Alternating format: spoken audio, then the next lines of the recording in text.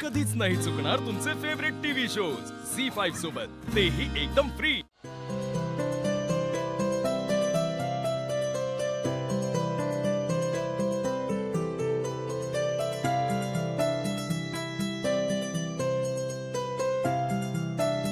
Wow, किती दिवसांनी मी आज माझ्या मनासारखं जगतीये।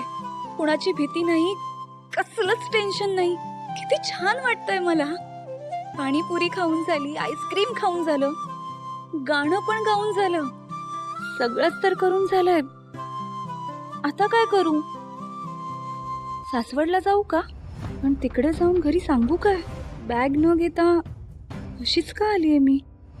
जयंत माझ्याशी जे काही वागतो त्यामुळे मी त्या घरातून निघाले आहेत, हे जर आई बाबांना कळलं तर त्यांना खूप राग येईल। आणि जयंतला जेव्हा कळेल की मी पळून गेले, तेव्हा तो कसा रिॲक्ट करेल?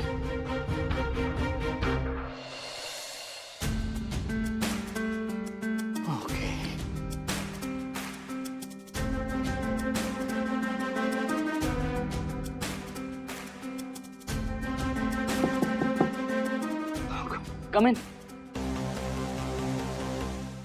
यस सर, सही आ गई।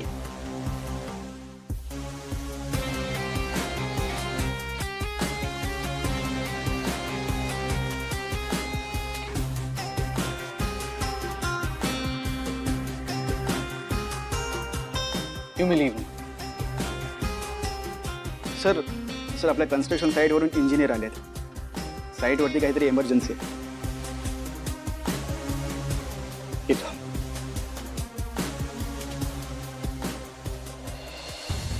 काय करू मी?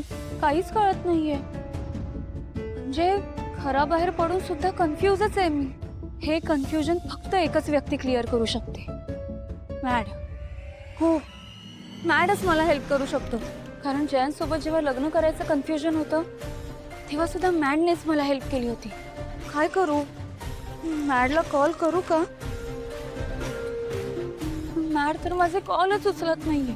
गेले कित्येक दिवस मी त्याला कॉल ट्राय करते, पण त्याने माझा एकही कॉल घेतला नाहीये। आज तरी माझा कॉल उचलेल का तो?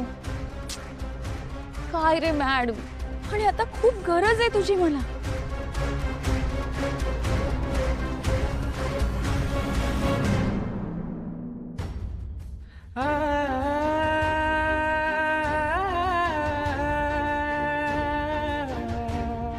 विश्वा, विश्वा, हाँ? तुझ्यासाठी आणलंय, ये ना।